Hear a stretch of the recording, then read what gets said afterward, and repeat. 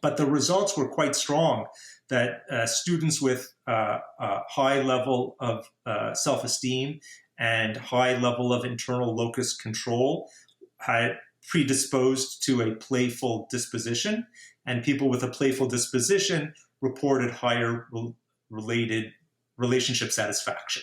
I think I'm repeating what you said, Luca, if I remember what you said, never mind what the article said. And so those are interesting variables, because the student can put themselves in the shoes of the research participants and says, is this me? I want relationship satisfaction too. What do I have to do to be more playful so that I also have better relationship satisfaction? And how am I going to bring out the playfulness in the people that I want to spend time with so that our relationship is a healthier relationship?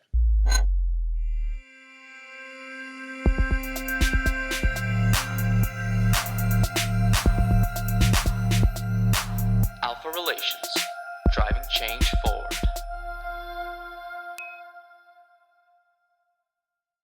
Hello and welcome back, everyone, to another episode of ALFA Relations. If you're new here, hit subscribe or follow depending on what platform you're listening on. My name is Luca, and I'm here with Alex. Hello. And I'm Alan. And today we have ourselves a special guest. He has expertise in playground safety, leisure, and children's parks. He is a prof at Concordia University, and the man is all about play. Welcome, everyone, Stephen Henle. Yeah. Yay! Happy snowy Sunday. Happy snowy Sunday. Yes. We should be outside building snowmen, but instead we're podcasting. Hey, we could do that after. After this podcast is done. Yeah. Go out there. Yeah, why not? Why not? I'm all for it. I just got snow pants, you know? All right, to start off every episode when we have a guest, we like to just take some time just to have the guests tell us a little bit where they're coming from, a little bit about themselves. So would you like to just tell the listeners a little bit about yourself, Steve? Well, I knew you guys back when you were university students a long, long time ago.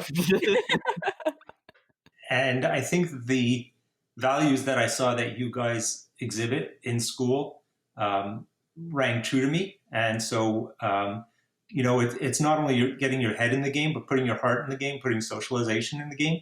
And the fact that, you've formed a little family makes me want to support students who are realizing the benefit of university education beyond the classroom content that you get. So I've been a university professor for 16 years. And maybe a little later I'll tell you the story of how I ended up at Concordia, but I was at NYU in New York City doing my graduate degree, but I started out as a student at Concordia. I did the traditional Westmount High School, Dawson College, Concordia University. No way. And, yeah.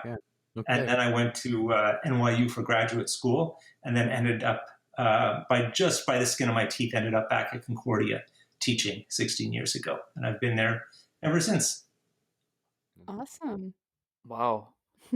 So what led to you becoming like a play educator, like regarding like the leisure sciences? What brought you to that realm? What's the inspiration? Yeah. It's not such a linear path, or maybe it is a linear path because it's what I studied in school. But I went to summer camp as a kid, and that was very influential for me. And then as a young adult, I worked in summer camps, not a traditional job. I was a wilderness canoe tripper, which had a little bit more responsibility than a regular summer camp staff. I would take kids out for up to 21 days at a time into central Quebec for wilderness canoe trips, usually whitewater river trips.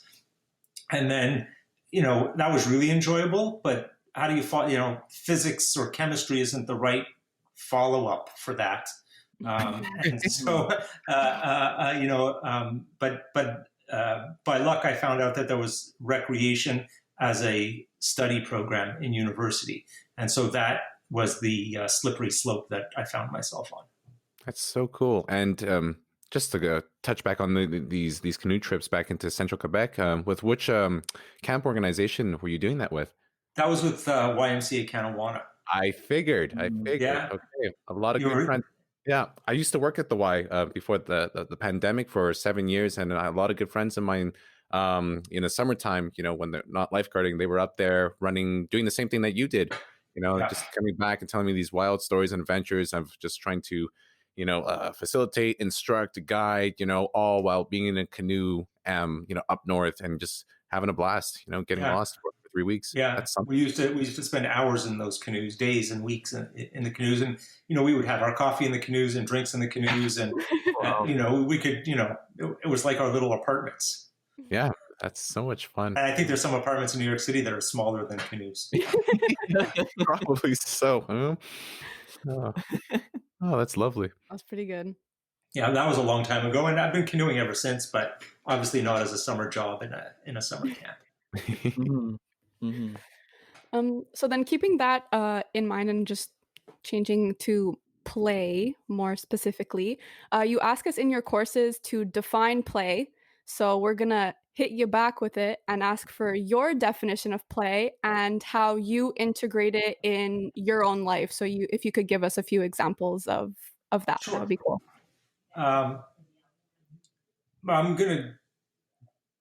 force you to define it in a specific way. I'm going to tell you what I don't think play is. I don't think play is a time. Just because it's Sunday afternoon doesn't mean you need to be playful. And because it's Monday morning, you need to be serious because you're back in school or you're back at work. So I prefer to think of play and defining play as a state of mind more than a time. And I think that you could have that playful attitude regardless of what you're doing. You might be at home or you might be with friends, but you could also be in the library at school or in the classroom at a lecture or in your workplace and feel playful. I see lots of times when I'm at work and my colleagues and I are just laughing so hard and are having a great time, but you're not supposed to be laughing and having fun because society says you're at work and it's Tuesday at 10 a.m. and who are you to have fun at your job?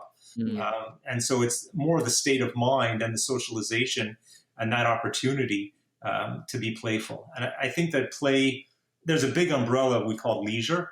And if that's the umbrella statement, leisure, underneath that, there's a lot of other things that are nuances of types of leisure. And play is one of those nuances. Other examples might be sport or recreation or games or creative pursuits like, sculpture or painting or theater or music or something like that. And so for me, play is a state of mind. And play is you guys will be familiar with this, the process over the product. And so the outcome of what you're doing when you're playing is less important than the experience of the play activity by itself. And then the third variable that's important to me is that the players get to make up their own rules or perceive that they're making up their own rules. So it's a state of mind. I have the freedom to make up my own rules, and I'm not so concerned with the end product. I just want to have a good time during the play experience. And when it's over, if I've made something beautiful, that's great. But if I've made something ugly and I want to destroy it, that's fine too, because it was only done for the sake of play. Love that.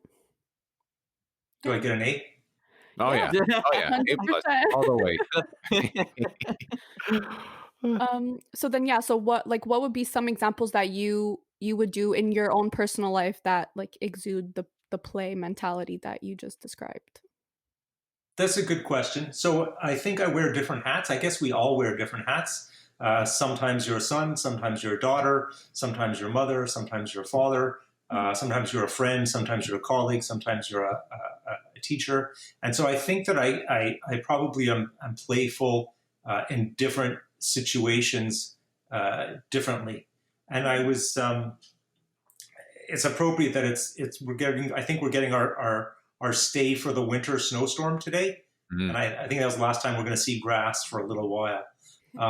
And so one of the games that I play with my kids is called Snowplow Damage. And we play it every winter. And we drive around Quebec looking for damage caused by snowplow. Oh, damn. And that's a fun game to play. And it's easy to find, the blue bins on garbage day. That's easy to find because they get hit all over the place. But, if you're downtown and you find a bicycle that's just been crushed by a snowplow, that's mega points. Like, you've got to do that and prove to us that you've seen it and that it's good. So we play this game called Snowplow Damage. Nice. we've been playing that. It was like I Spy when they were younger, and we'd go for drives in the car. But it's something that has kept up. So that's an example of a game that I play with my family. It's just made up, and it's fun, and it's silly, and it doesn't have any consequences. And we don't do it for competitive. Like, there's no winning. We're not keeping score. It's just for the fun of pointing out, something that we're familiar with. Because and you think snowplow damage, yeah, I've seen it 1,000 times, but I never thought of making a game out of it. Yeah, that's good. That's really good. I like that. That's an example. The other day, I was texting my daughter, and I wanted to communicate with her, but without using words. So I had to think of the pictures that I could put in the text message that would give her the idea of what I was trying to communicate. So I was trying to communicate with images instead of words. So that's a playful. It wasn't anything serious. Say goodnight with images instead of I love you is easy, right? You put a picture of an I, a heart, and a you. I love you. We're all familiar with that one, but you can get much more complicated if you think about it. I think we should start doing that, guys. Just with GIFs on our messenger chats. Oh my God. Right? GIFs and emojis to communicate from now on. That's it. The emoji sentence. It'll become a grammar class in university in 5 years. Your emojis, That's good. What would writing a paper consist of then? I wonder what that looks like. Oh my God. Just emojis. Yeah. Well, imagine like a prof can like just really like to get that message to convey it, whatever it may be. But hey, that's it. I'm interested. Challenge accepted. Good morning is 1 cup of coffee, but if you're wide awake and it's good morning, then it's 3 cups of coffee. Makes sense. Right? Good morning, I'm starving. That's 1 cup of coffee plus an egg. And just like regarding play, even before, so like you touch base like with family as you were growing up too. But what about Steve as a younger man there? Like, I mean, what was play to you?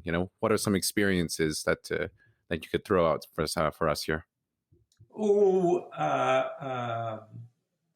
It kind of leapfrogs back and forth between play and leisure and recreational experiences. Go for it. And sometimes they were, oftentimes they were indistinguishable. And as you only think about them and break them apart into these segments as an academic.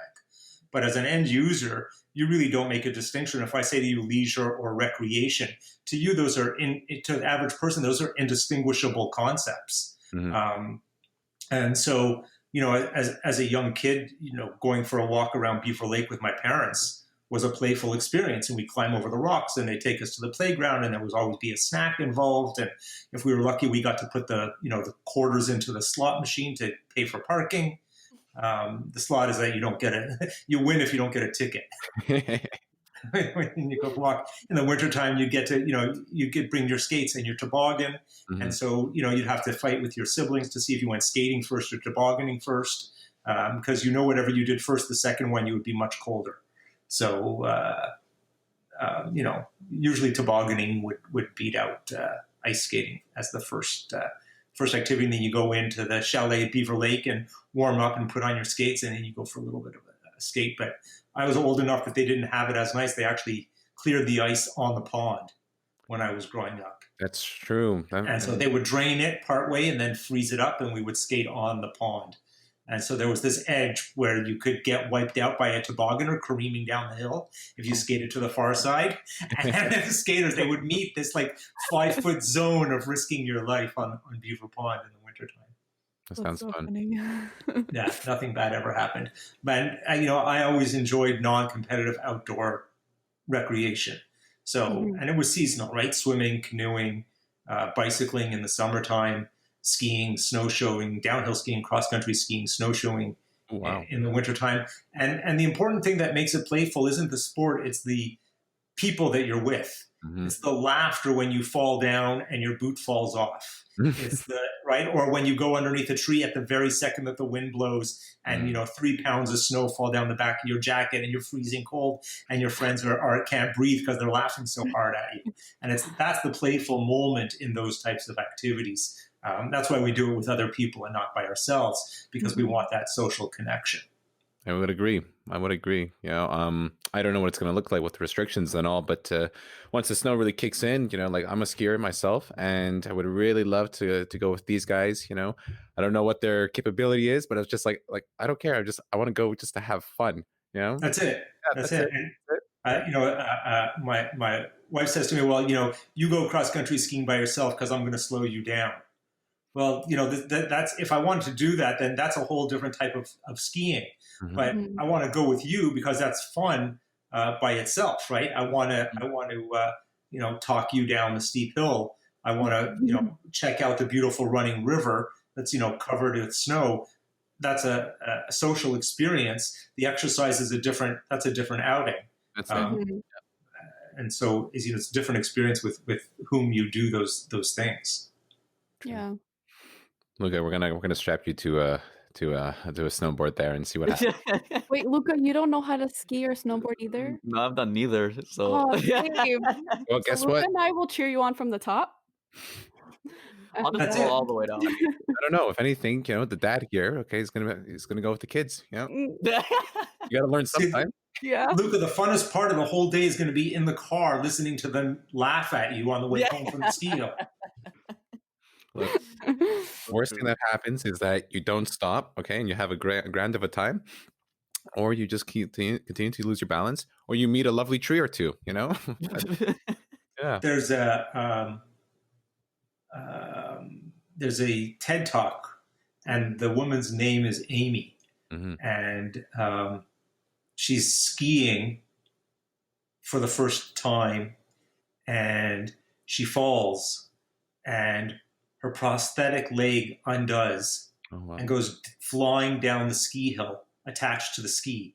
And the people in the chairlift are screaming because there's a leg going down the ski hill attached to a ski, and she's screaming because she's so embarrassed because her leg has become disconnected. Yeah. And you can imagine a scene like that. Oh, wow. It's pretty traumatic for everybody involved. For sure. What happened though? I mean, how'd she get down? I mean, in the end, she got down. She knew how to ski, or someone helped her down, or the ski patrol helped her down. She wasn't hurt. Just her prosthetic came off. Oh my gosh. Oh, well, That's tough. can you imagine seeing that? Imagine if there's like a little blizzard too, little snow flying around, and you just see this ski coming down by itself with the leg attached to it. Yeah, it's a great. I think her name is Amy Purdy, but it's a great TED Talk. She talks about the advantages of having prosthetic leg. Okay. And she would ski, but her toes would never get cold. Oh. And so, you get this whole new, and so she really, her focus, and it's a playful, there's sad parts to her story without a doubt, but the living her life is a very playful reorientation to what she's dealing with, so that she can overcome whatever her hardships are and keep moving forward. It's a lovely story. That's fantastic. Send us the link. If anything, we'll post it when we post this episode. Sure. Yeah, and it's in theme too with the season. So Steve, just moving on, again, in regards to play, I'd like to ask you, why is it important for adults to play? Yeah. Look at that. So we're pretty much too busy to play, aren't we? We're too busy in school. We're too busy in work. We're too important. We're too wealthy. There's all types of reasons that we should play. Is for kids. It's not for adults. There's no, if I'm playing, what am I accomplishing? So we can make all these excuses to play. Stuart Brown from MIT, I believe, did a lot of research on play, and then the neurons and the synapses that take place during play are beneficial, really across the lifespan. And I would argue that we still play, but we may not call it play because we're too sophisticated. And we definitely play as children, and it's part of our school and it's part of our home life for the most people, for most people. But then we get to university and we stop playing all of a sudden. But I would argue that we still play, but we've changed the name of it. And so if I could be a little grotesque, Go Do for it. medical students play with cadavers to learn anatomy and biology? Do engineers do building competitions to build solar cars? Aren't they playing with the theories that they learned in the classroom to make them I would say functional? so. Yeah. Mhm. You can see at Concordia once a year, they usually have like a wind turbine competition, which students can build the most unique wind turbines, and what materials are they using and what is their efficiency. Where they're playing with the tools that they're learning in school, and in that play, there's an educational benefit. And I would say that the creativity and play are very interchangeable concepts. And the most creative people in the business world and in the artistic world, those people still have a playful personality, a playful edge. And I think we can identify those people in those corporate structures that still have a playful engagement. And those are the places that I would want to find myself working at, and the people that I would want to call my peers. That's Yeah. good. Yeah. No, I would agree with that. Like, but considering you said that, I mean, these days adults, like, we give it another name. What name for play, like, would you, have to throw out, or a few names rather, that. Oh, well, we could call, lawyers do moot court, where they have a trial. It's not a real trial; it's a pretend trial. Well, kids play pretend house, so lawyers play pretend court. It's moot court. But adults, dating, isn't that play? Yeah. So that's another word for it. Case studies is an academic word for it. Architects are playing all the time with design and drawings and shapes, and so we call that architecture. Mm-hmm. Musicians are playing with notes and chords and rhythms all the time. We call that music. Mm-hmm. And so I think that those are all examples of play when you dig down a little bit deeper and you find out what's going on with people. They're trying to break the rules. They're trying to make up new rules. They have the perceived freedom to do that. And those are all the tenets that I use to define play. Yeah. Very true. I would agree with that.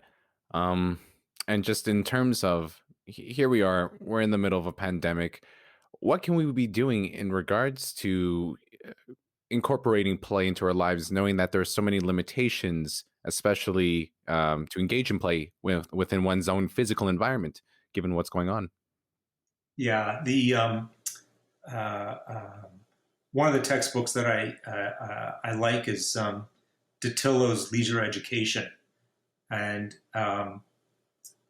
so much of what he says is that what we do is social. And that really gets to the heart of the problem right now, is we can't be social. And I would say, first and foremost, we need to protect our own health and the health of the people in our circle. And I don't know if I got COVID, if it would affect me badly or not, but I certainly don't want to be a spreader of the virus and give it to my older parents, or give it to my neighbor, or give it to my wife. So first and foremost, I need to be aware that I'm going to have to change my behavior, and it's going to be painful. Some people more painful and some people less painful. And I have a story about that from my own household. Go for it. My daughter is missing school and her friends very much. She's 19 years old.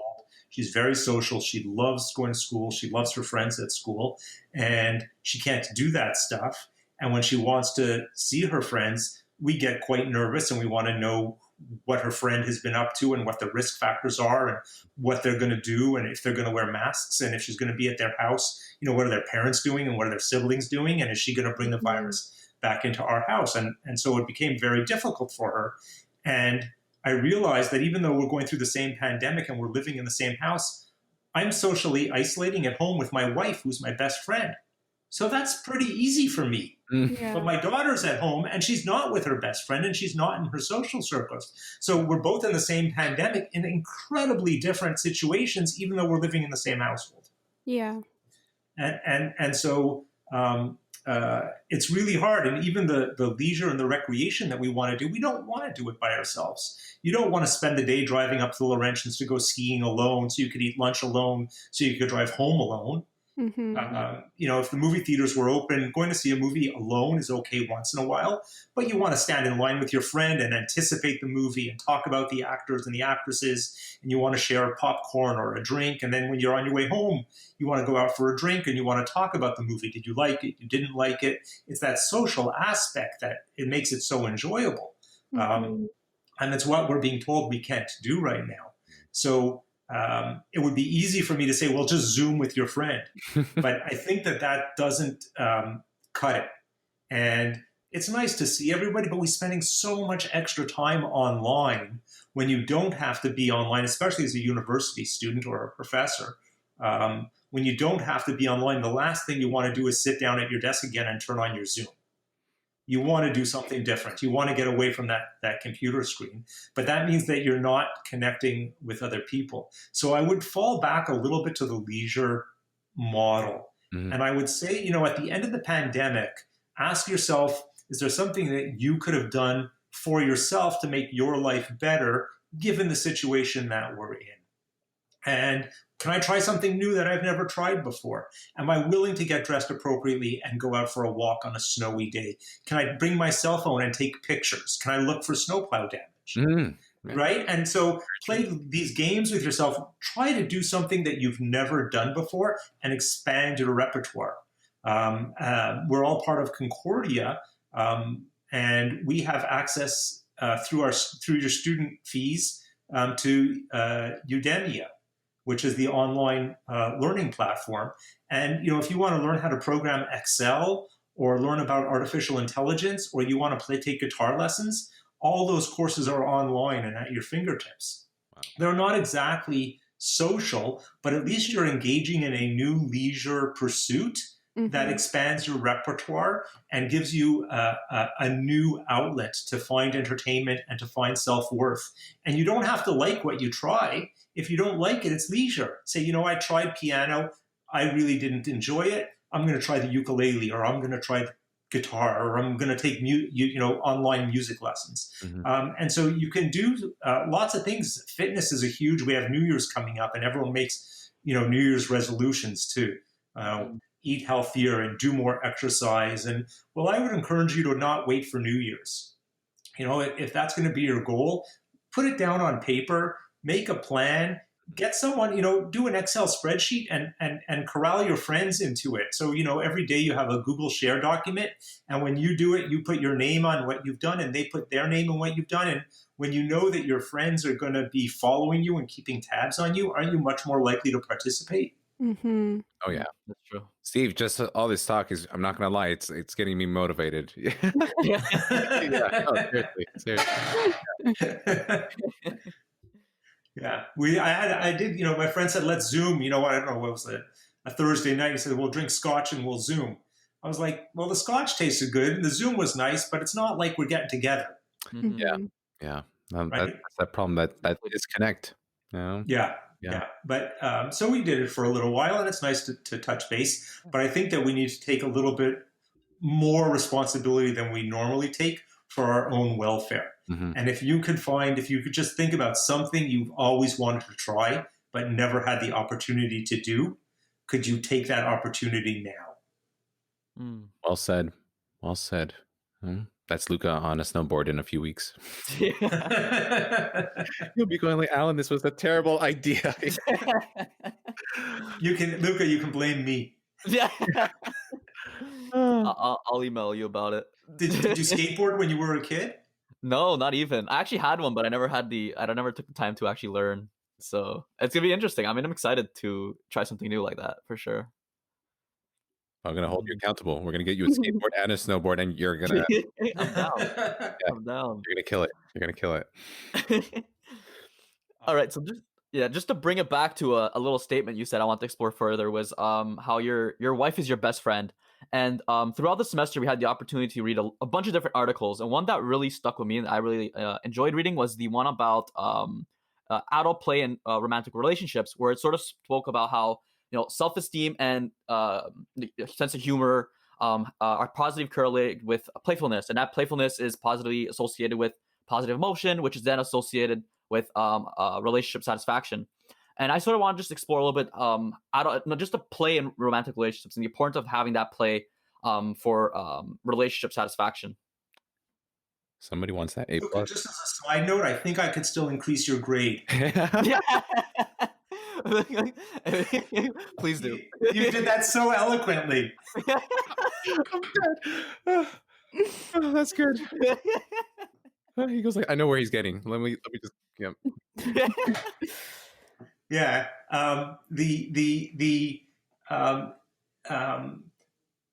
have to pick and choose what I share with students. There's so much research, and that course doesn't have a textbook, so I use peer-reviewed articles as the reading material. And to find an article that is important to students because they're in their 20s and they're doing a lot of dating. And this article is all about relationship satisfaction. And it's an area of research that none of the students thought about as, oh, those are the variables I'm going to look for when I want to date somebody. And so it creates a brand new lens to look on who you are and who you want to talk to and who you want to mingle with in your relationships. And so that specific article rings a bell with university students because that's the research subject are university students. Mm-hmm. The research has limitations, but I think we can extrapolate the data. And so by limitations, I mean that they looked at heterosexual university students, and it's a very small sample size.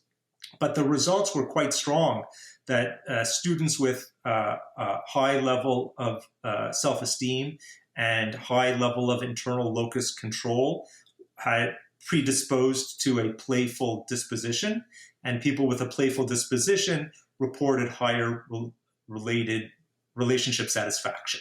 I think I'm repeating what you said, Luca, if I remember what you said, never mind what the article said.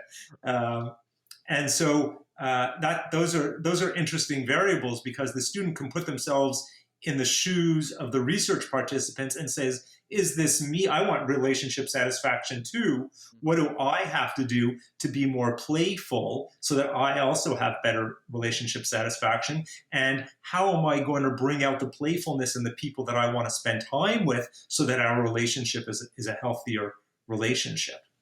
And so, that's to me a valuable thing. And the other day, my wife and I were laughing. I don't remember what we were laughing over, but she turned to my 16-year-old son and she said, just remember that you've got to marry someone who makes you laugh. Mm. That's cute. That's key. Yeah. Yeah. Yeah. Okay. I just heard someone's stomach go off. That was me also. You? That was me. Steve, that's how you know the microphone is good. Pick up on the stomach. That's funny. All right. Well, to kind of touch upon your little intro before, you mentioned that you did some studies at NYU. So post studies at NYU, you became the executive director of Adopt a Playground Corporation, which is a New York nonprofit. So would you be able to talk a little bit about that, how it came to be, and is it still up and running today? Let's just spend a little bit of time on it. I don't think it's that deep of a dive. When I was doing my graduate work at NYU, one of the professors was also a professional witness in recreation injuries in the United States for litigation purposes. And I worked with her investigating public playgrounds. And there's a level of required safety for public playgrounds. The Consumer Product Safety Commission has standards that have to be met. And when they weren't met, we would document it and provide that information to the attorneys. And so what happened was it's not easy, but it's easier for municipalities to get funding to build new playgrounds. Everyone wants to have a shiny, bright playground. Sure. And if one municipality has it, they compete against each other. The other municipality wants to outdo them and also get a great new playground. But it's a little bit harder for the municipalities to do the upkeep and the programming. Those budgets are much harder to come by. And so the idea of the Corp was that we could get corporate sponsors to sponsor public playgrounds, and they could, it would show that the organization in that community was giving back to the community, and that they were supporting their employees who live in that community and their customers. And in turn, the municipal recreation management would able to, get some funds from that corporate sponsorship to do upkeep and to provide good quality programs in the park system. Nice. That was all happening at the exact same time that there were jumbo jets flying into the World Trade Center. Oh, wow. And it ended very quickly. So I was just finishing my PhD, and by chance, I got to apply to come to Concordia. And my wife and I decided that we would hightail it out of New York. Mm-hmm. She was working in a high-rise in New York City, which was a targeted building for another terrorist attack. Oh and we said, well, we don't have to live like this. We can, her family was in New York, mine was in Montreal. So those were the two obvious choices. And so we closed down our New York life and quickly moved up here to Montreal. And that was 16 years ago. So it doesn't exist anymore. But if you're driving in the States, you'll see adopt a highway programs where corporations can adopt little sections of highways. And that was the model that it was a non-for-profit business was based on. Nice. Wow, it's huge. Mm-hmm. Just tying it back, Steve, we were talking about well-being, before the start of this episode. And what I'd just like to do now is just take a little look into how has, COVID, or rather the pandemic, how has that affected your overall experience so far, being, in this case, number one, being a human being, what you've been going through, and number two, being a university professor? Those are two different hats. That they are. They are. So you know what? I have no reason to complain. Right? I didn't lose my job. I have not got the virus. I've had the freedom to work from home. My family's home, and one of my children goes to school every other day, and the other kids have been working exclusively from home also. And so we hear the news. I see the problem at the food banks and not having enough food because the demand is so high. Mm-hmm. I can only imagine the number of young people and university students who lost their job as, bars and restaurants and working for tips to pay for school. Exactly. Yeah. And there's a hardship. I know internship students that because they had to do an unpaid internship had to move back in with their parents because they couldn't afford to do the number of hours of paid work and do their internship to pay their rent. They couldn't pay their rent anymore. And then you add on to the fact that so many retail jobs, so many bar jobs, so many restaurant jobs have just, instantly disappeared. Even the summer jobs, like so many university students work in summer camps just so that they save the money so they have money for the school year, but there were no summer camp jobs. There was no recreation jobs this year, and they hire 18 to 25-year-olds. That's who their employees are. Yeah. And so a lot of people lost their jobs. I feel badly that that's the situation that we're in. I think public health trumps the need to work in this situation. But it's certainly, it's not easy for a lot of people, but I've been extremely fortunate that I haven't been affected more negatively. Mm-hmm. Yeah. And work is a challenge for sure. This semester, I think I had 250 students. Wow. In total. One of the courses I teach always online and always asynchronously. That means that the students have a week to log onto the course on their own schedule and do the material on their own time. And then if they're keeping up with the lectures, then every week there's a new set of lectures and a new set of questions for them to answer. So it's asynchronous learning. And so that was one of 4 courses that was kind of not negatively impacted by COVID. But the other 3 was a whole shift very quickly in saying, well, this is what I used to do face-to-face. How do I do it online, right? With distance learning? And, even taking yourself out of the mindset and saying, well, this was the content. Mm-hmm. You don't necessarily have to have the same content. But to come up with new content and a new delivery structure is really difficult. Yeah. Especially with the timelines that we had. I'll give you an example. When I developed my course at Concordia, they have a team of professionals. They have a storyboard professional. They have videographer professionals. They have editing professionals. And I was only the content expert for my course material. Well, it took us together 10 months. Oh my God. To put the course together online. Wow. Which course? And now, sorry? Pardon? Which course is it? Program Planning, Design, and Evaluation, okay, so which in our world is Applied Human Sciences 260. That's right. Mm-hmm. And so that was a 10-month project with 4 or 5 professionals working on it. That's crazy. And now all of a sudden, they're telling all the professors, okay, put all your course material online, good luck, here's some resources. And so that's really a challenge to do. And I follow, I get a newsletter from an online experiential learning organization, and something that they published, they did samples of how you could create online learning as examples. And so I watched a few of them over the course of the summertime to start to get ideas and brainstorm what I could and couldn't do in the online environment. And he said something to me that stuck out, and I've copied it and said it 1,000 times. And it's, my motto was connection over content. Connection over content. And that was my underlying principle, because I believe that the education is social. And learning is social, and not just social between you and me as the professor and the student, but social between you and your peers. And we know from research that you're more likely to skip class if nobody knows your name. And the thinking is that, if someone knows my name and Alex says, oh, Luca knows me. Well, then Alex says, well, if I'm not there, Luca's going to wonder where I am. So I better go to class. But if no one knows Alex's name and she doesn't go to class, well, no one's going to miss her. So it's easy to skip. It just shows you at a very fundamental level how important socialization is and building those relationships for education. And so relearning that has been difficult, and how much work is too much work and how much online is too much online for students. And so we've got to, thread the needle properly. And we probably are learning there's so much technology that we don't know how to use yet.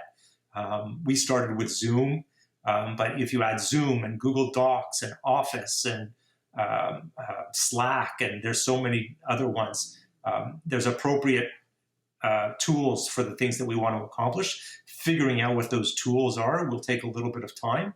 And we're doing all this hard work with the hope that we don't need it next year, because we'll be back in the classroom face to face. So there's this we got to do it. But the motivation is okay, I'm going to be doing this for the rest of my career. This is a Band-Aid so that you guys can continue through your degree and we don't throw your life too far off course. Yeah. No, you said it. You said it. And I'm just thinking about our experience here, at least for the three of us, you being a professor for 360, to adult play development for Luca and myself this past semester. And from day one, it was all about figuring it out, traversing this new environment together. And look, we had our mishaps where, internet would go out, screen freezes, right? Audio. And also just the biggest challenge too, at least for myself, is just trying to read the nonverbals, right?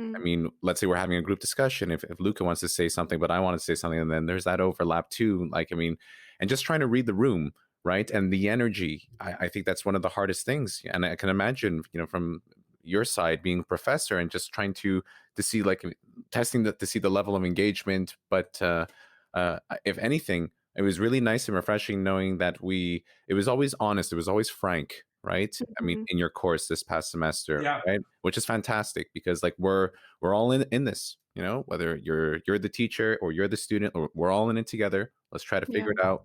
Be patient. That's it. Yeah. I think that the inauthenticity is so obvious. And it's such a turnoff. And if someone comes to you and says, in this situation, I know what I'm doing, I'm the professor, I'm in charge, you do exactly what I tell you, and that nothing's open for negotiation, you know when they're being inauthentic and that they don't know what they're doing and that it's a complete disaster. And you're not going to follow somebody like that. You're not going to learn from them because they've turned you off so Won't come to class. at such a high value level. Yeah. Pardon? I said I won't come Yeah. to class. Yeah. Yeah, exactly. So authentic it's a building block. Mhm. It's not a luxury. It's a necessity. I would agree with that. And just seeing. Oh, sorry, Alex, go for it. No, nothing. I'm sorry. I was just gonna say it's interesting because like I've been in communication with Luca and Alan throughout the entire semester, and they've spoken about like their experience in class. And I had 360 last winter, so I was in class with you, and I feel like the three of us, although having taken the same course, had a totally different experience with it. Like I loved 360 so much. Like it was so fun. And I feel like their experience, although it was probably still fun, they didn't have that same like That's level of entertainment with like especially like the big project that we do. Like I don't know, it's interesting to see the contrast. Yeah. Well, it's funny from my perspective, Alex, because I always say to myself, well, the students, Luca and Alex won't know what I've done in the past. So it doesn't matter that it's not part of the course anymore because it's their first time taking it. Yeah. But if you took it again, you'd be like, oh man, does this bite? Yeah. I'm sure, yeah. You know what? All things considered, I think we came out on top because those final presentations, Definitely. Steve, those were something else. It was fun. It was fun. Hey, kudos to Luca. He clowned out. Yeah. Yeah, 100%, 100%. But the it's an unspoken. I hope students learn just if they have a little bit of self-reflection and they debrief just by themselves, right? Mm-hmm. Who gets the better grade? The student who got no camera on all semester, or the student whose camera is on and the professor can see their face and they ask questions and they participate and they're building, even though it's a virtual relationship, they're building that relationship. Yeah. Mm-hmm. So who am I more inclined to help as the professor? Who do I go to when I want to ask questions or I want to get feedback? Do I go to the student who's never turned on their camera and never verbally participated, or go to the student that's there 90% of the time or 100% of the time? Mm-hmm. And it's the same thing when we go back to work. There might be a hybrid system where some people can stay home and some people can go to the office. I think the people that choose to go to the office are going to win. Mm-hmm.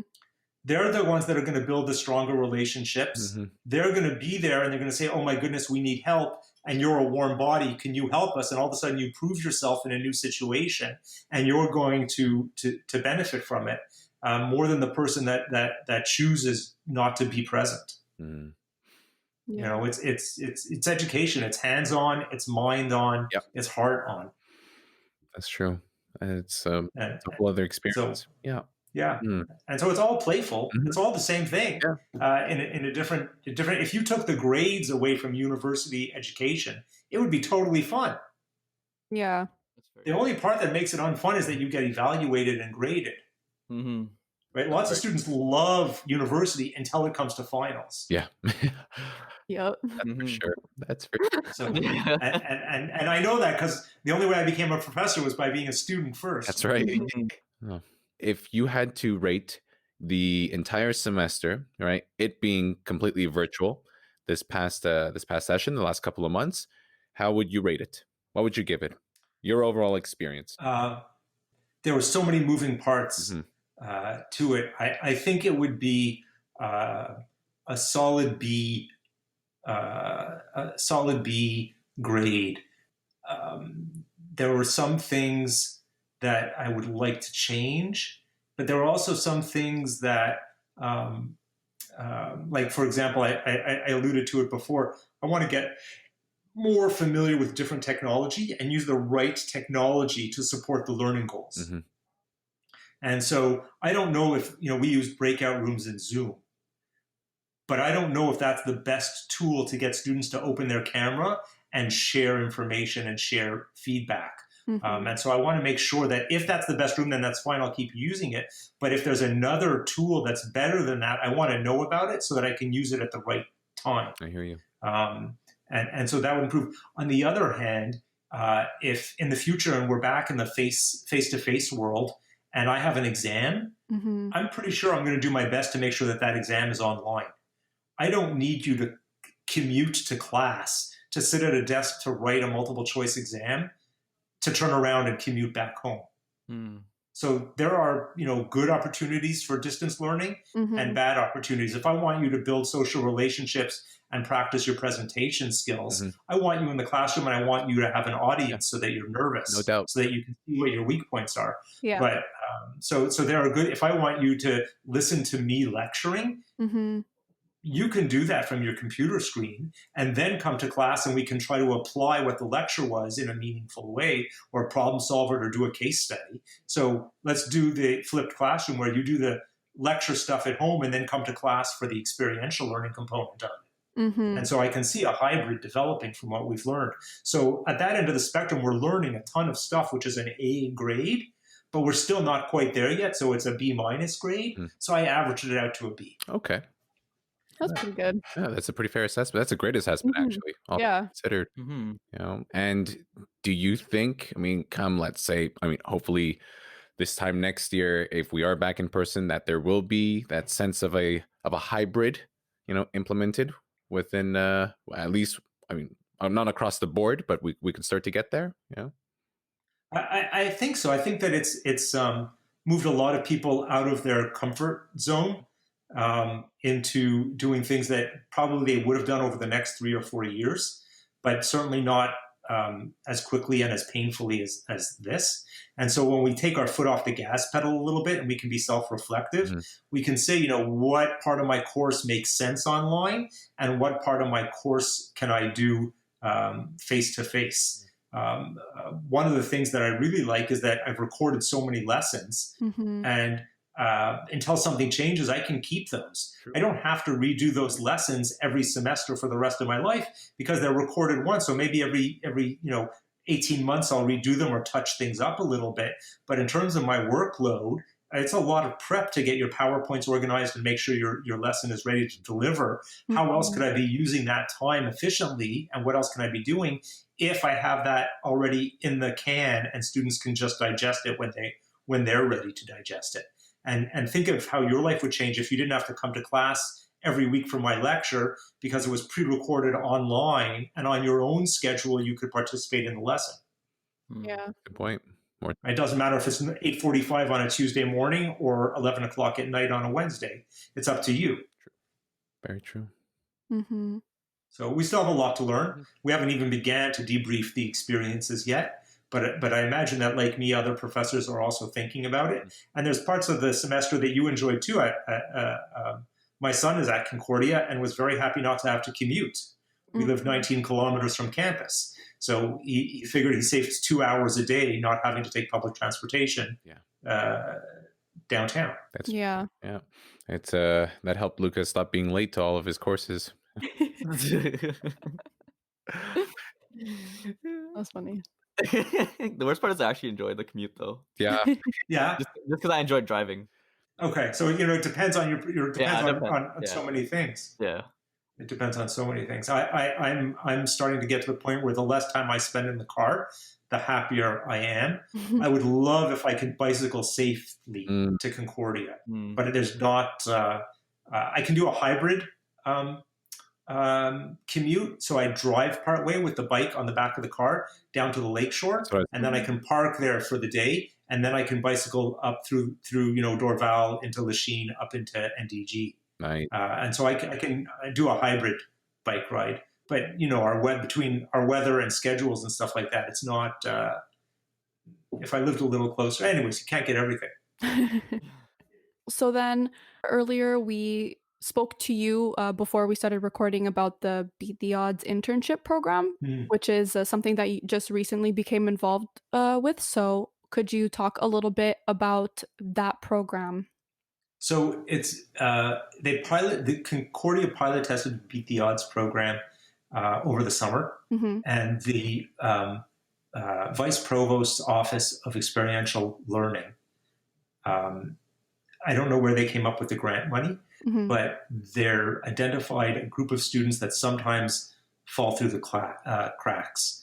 Could be immigrant students, LBTG students, could be single parent students, could be students with learning disabilities, and beat the odds. So instead of falling through the cracks, how can this program help the students be successful as they transgress through the university experience? Yeah. And they know obviously what's going on with COVID, and they know that there's a few programs at Concordia that have unpaid internships.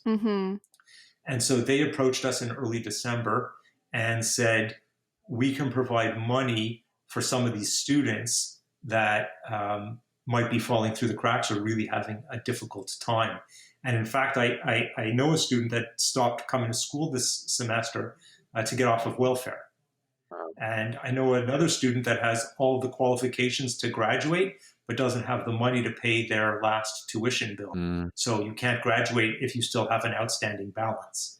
And so there are other students, and so those are financial issues. And they came up with some money that we're not going to solve everyone's problems for sure, but we can make a dent financially.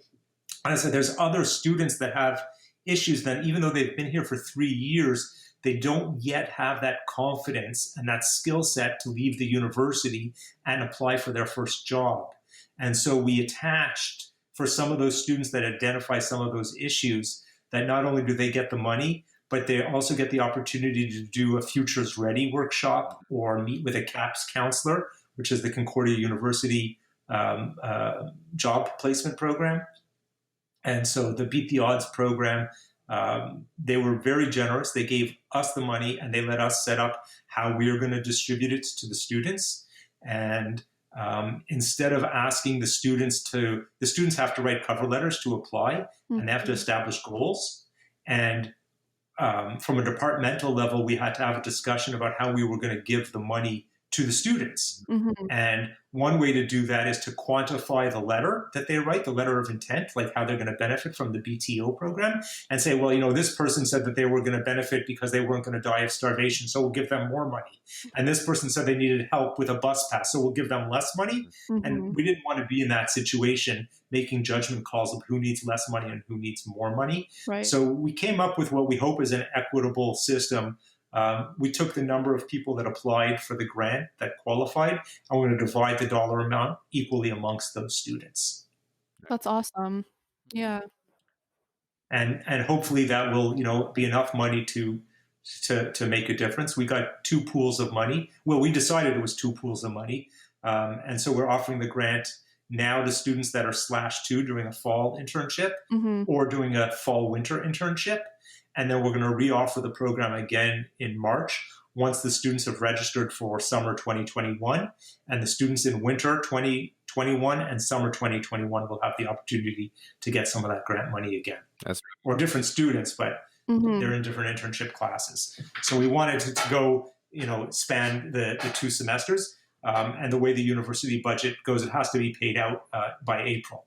And so we're on a tight time frame for this one, and we'll be on a tight time frame in the winter time. But when the university can come through like that, it's a really great thing to be able to give students a little bit of a helping hand. Yeah, absolutely. That's awesome. Yeah. So as we approach the end of our episode, I just have one last question for you, Steve. What is one final piece of advice for living a playful life? That's good. I think it's a cliche statement. But it might be true, and I guess we'll have to check back here when I'm 80 and you guys are 50. I don't think that we stop playing because we get older. Maybe we age because we stop playing. And so I would suggest that if you could keep that playful attitude until at least 101. And then let me know if you're still alive and if everything's still going well at 101, then I was right. Pretty good. That's awesome. Yeah, I think that's, you can't take yourself that seriously. If you don't, you have to be able to laugh at yourself. For sure. Because otherwise, you're going to be crying, and no one wants to see you crying. We only want to see you laughing. And so you don't want to be around other people when they're crying necessarily, but you'd much rather be around people when they're laughing. And so if we can learn to laugh at ourselves a little bit more, and sometimes it's embarrassing, And sometimes our friends never let us live it down, but at least we're still laughing. Mm-hmm. Yeah. And so I think that a lifetime of that playfulness is much healthier than any alternative. I love that. Never stop playing. Never stop playing. I love that. Actually, that should be the name of the episode. Down. Never stop Just playing follow with Stephen Henle. How about that? Yeah. Boom, with Steve. Perfect. That's good. I love that. Let's go. Well, if anything, I would here we're talking about learning to laugh at yourself and getting comfortable laughing at yourself, right? I would say there's no doubt that definitely came, from Luca and I and the shenanigans and everybody else who partook in that in 360 this semester. You saw me throwing. You can people enjoy that. We did. People they're saying to themselves, "That's goofy. That's silly. I wish I was in that group." Mm-hmm. What can we say? We ran with them and said, "Let's just go all out, shall we?" Yeah. And we did. Awesome. Love that. And, all right, Steve. So I think you might have something to say there for us, perhaps. No?